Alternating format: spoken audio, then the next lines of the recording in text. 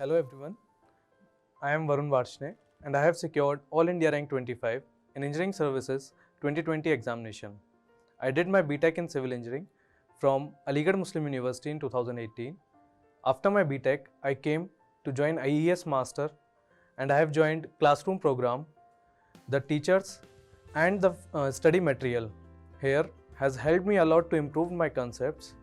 Currently, I am working in Food Corporation of India and this year I have secured All India Rank 25 in Engineering Services 2020 examination. Thank you. Congratulations Varun for securing All India Rank 25 in ESE 2020 from Civil Engineering branch. Thank you, ma'am. It's a huge success. Tell us about the moment when you got to know about the result. बहुत ही अच्छा लग रहा है मुझे ये rank हासिल करके। और सबसे पहले मैं एक्चुअली ऑफिस में ही था जब मैं मेट्रो बोर्ड करी थी बस ऑफिस से निकल के, तो मेरे एक फ्रेंड का कॉल आया था मुझे इन्फॉर्म करने के लिए कि तुम्हारा सिलेक्शन हुआ and he send me the PDF also. And सबसे पहले मैंने फिर अपने फादर को ही इन्फॉर्म किया था कि मेरा सिलेक्शन इस साल हो गया है। What strategy did you frame for ESE 2020? मैं 2018 में दिल्ली आया था प्रिपेयर करने के लिए। सबसे पहले मैं बताना चाहूँगा कि मुझे इंस्पिरेशन कहाँ से मिली। मैं जब फाइनल ईयर में था तब तक मेरा एकेडमिक ही मेन कंसर्न था, मैं कम्पिटिटिव एग्ज़ाम्स की तरफ ज़्यादा फोकस नहीं था।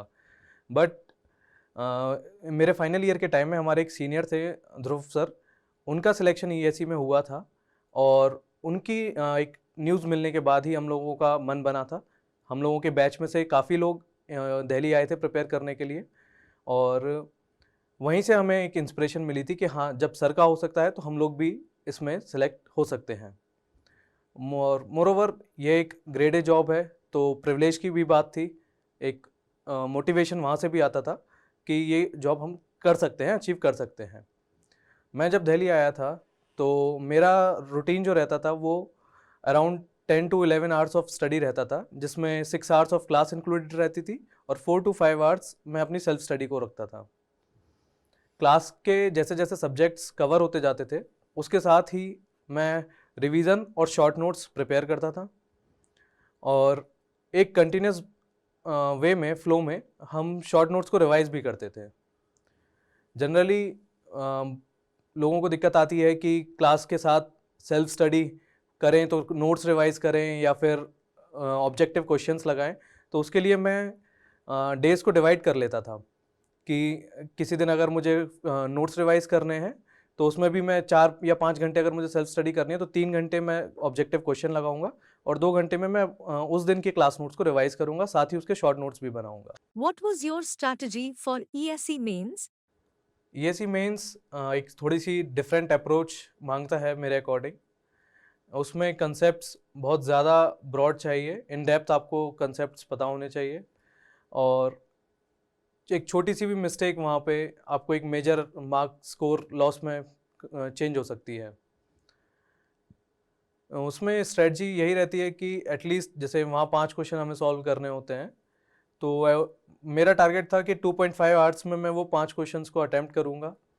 बचा रेस्ट हाफ आवर को थोड़ा सा रिवीजन के लिए ही मैं रखता था। और इंजीनियरिंग सर्विसेज की जो ऑफलाइन मतलब प्रीलिम्स की जो टेस्ट सीरीज़ होती है उसमें थोड़ा सा कभी तुक्का भी चल जाता है, बट मेंस की टेस्ट सीरीज़ में तुक्का नहीं चलता। When did you decide to go for engineering services? When we were in final year तो हमारे एक सीनियर का सिलेक्शन हुआ था एंड उसी साल हम लोग को ज़्यादा पता लगा था। गेट के बारे में हम लोग को पहले से पता था बट इंजीनियरिंग सर्विसेज का हमें अपने सीनियर के सिलेक्शन के बाद ही उसमें पता लगा और उसी के बाद हम लोगों ने डिसाइड किया था। रिसर्च भी करी थी कि क्या है इंजीनियरिंग सर्विसेज, क्या उसमें सब्जेक्ट्स हैं, क्या क्या GS पोर्शन डिमांड करता है। जब वो लगा कि हाँ वो कुछ हम रेडार में हैं, हम कर सकते हैं, उसी के बाद मैंने उसको चूज़ किया था। What was your routine in last month? Exam से एक मंथ पहले मेन चीज़ होती है रिवीजन करना। जो भी आपने पिछले 4-6 महीने में पढ़ा उसको आपको रिवाइज़ करना है। जो भी कंसेप्ट्स आपके वीक रहे थे आपने शॉर्ट नोट्स बनाए, तो वही मैं अपने जैसे ऑब्जेक्टिव क्वेश्चंस करता था या कन्वेंशनल क्वेश्चन करता था। कोई भी कंसेप्ट अगर मुझसे मिस होता था तो मैं उसके एक शॉर्ट नोट्स बनाता चलता था। वही मेरे को मेनली रिवाइज करने का पॉइंट रहता था कि जो भी चीज़ें मैं भूला हूँ during my test series, during my preparation, तो वो एटलीस्ट मैं एग्ज़ाम से पहले रिवाइज करूँगा। तो एक मंथ पहले जो मेरे शॉर्ट नोट्स क्लास नोट्स के थ्रू बनाता था या फिर टेस्ट सीरीज के थ्रू या प्रीवियस ईयर्स के थ्रू, उन्हीं को मैं रिवीजन पे फोकस रहता था sir. How did you come to know about IES Master? IAS master के बारे में मुझे अपने सीनियर्स के थ्रू ही पता लगा था। जैसा मैंने बताया कि 2017 में मेरे एक सीनियर ध्रुव भाई का सिलेक्शन हुआ था, तो उन्हीं से कांटेक्ट करा था मैंने कि कौन सा इंस्टीट्यूट वहाँ सबसे दिल्ली में सबसे बेटर रहेगा। तो उन्होंने ही मुझे आईएएस मास्टर के लिए रिकमेंड किया था और उन्हीं के गाइडेंस पे मैं यहाँ आया था sir. Which program you were part of here at IES Master? मैंने आईएएस मास्टर में क्लासरूम बैच ज्वाइन किया था और उसके साथ ही कन्वेंशनल की टेस्ट सीरीज और मॉक इंटरव्यू गाइडेंस मैंने यहीं करे हैं sir. Varun, how did you go about daily goal setting? Goal setting के लिए सर मेरा जो रहता था, मैं डेली ही गोल सेट्स करता था और लॉन्ग टर्म में मैं मंथली गोल सेट कर सकता था कि जैसे वीकली जो भी मेरे टेस्ट होते थे, मैं उसके रिगार्डिंग मेरा कंसर्न रहता था कि उसके प्रीवियस ईयर्स जो भी सब्जेक्ट्स मेरा वीकेंड पे टेस्ट होता था, उसका previous years class notes at least इतना मैं कवर कर लूँ ताकि उस टेस्ट को मैं अच्छे से दे पाऊँ। टेस्ट में कभी कभी स्कोर लो भी रहता था, बट टेस्ट सीरीज़ हमेशा लर्निंग के लिए ही है, तो मैं उसके स्कोर को इतना ज़्यादा इंपॉर्टेंस वैसे नहीं देता था। फाइनल जो फुल लेंथ टेस्ट होते हैं वो इंपॉर्टेंट रहते थे।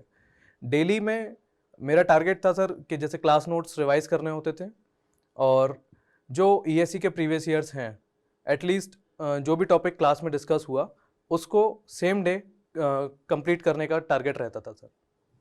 How did IES Master study material help you in your preparation? जो आईएएस मास्टर की बुकलेट्स हैं उसमें थ्योरी इन डिटेल कवर्ड है। अगर किसी ने भी इन बुकलेट्स को अच्छे से थॉरोली पढ़ा होगा तो ऑब्वियसली कंसेप्ट्स रिकॉल होते हैं और फास्ट स्पीड से होते हैं। How many subjects do you study in a day? एक दिन में यूजुअली 2 सब्जेक्ट्स की क्लासेस होती थी, तो उन्हीं 2 सब्जेक्ट्स का क्लास नोट्स का रिवीजन, उनके प्रीवियस ईयर जो भी टॉपिक आपका कंसर्न क्लास में हुआ है उनके ईएससी का प्रीवियस ईयर और कोई 1 या 2 सब्जेक्ट के शॉर्ट नोट्स जो भी आपने ऑलरेडी बनाए हो, एटलीस्ट 1 या 2 सब्जेक्ट का शॉर्ट नोट्स आप रिवाइज कर लीजिए 15 से 20 मिनट में। वो मेरा शेड्यूल था sir. Varun, do you think aligning your preparation with the classroom schedule is important? Personally मेरा बिलीफ है कि क्लासरूम का जो कोर्स चल रहा है प्लस जो टेस्ट सीरीज चल रही है उसके साथ ही हमें अपना स्ट्रेटजी शेड्यूल करना चाहिए, अलाइन करना चाहिए।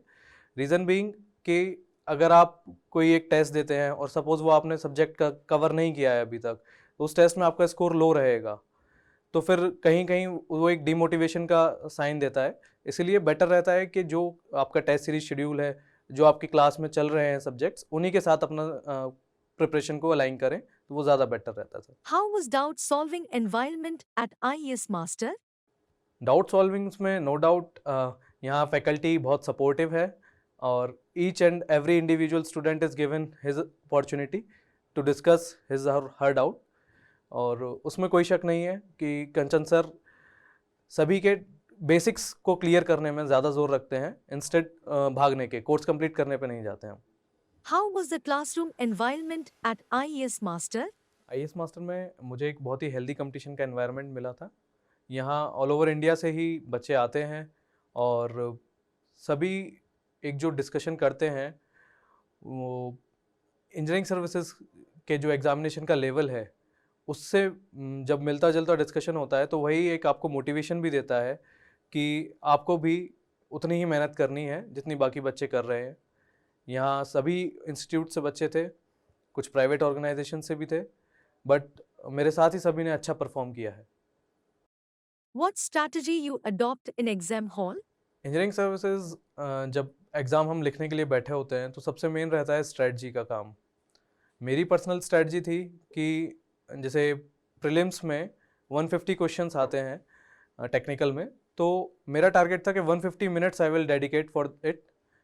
फिर 10 to 15 मिनट्स मैं रखता था अपने OMR शीट फिलिंग के लिए और बचा हुआ टाइम एक रिवीजन के लिए था कि अगर कोई क्वेश्चंस ऐसे हैं जो इनिशियली न्यूमेरिकल की वजह से हमने छोड़ दिए तो उन्हें बाद में हम कवर करते थे।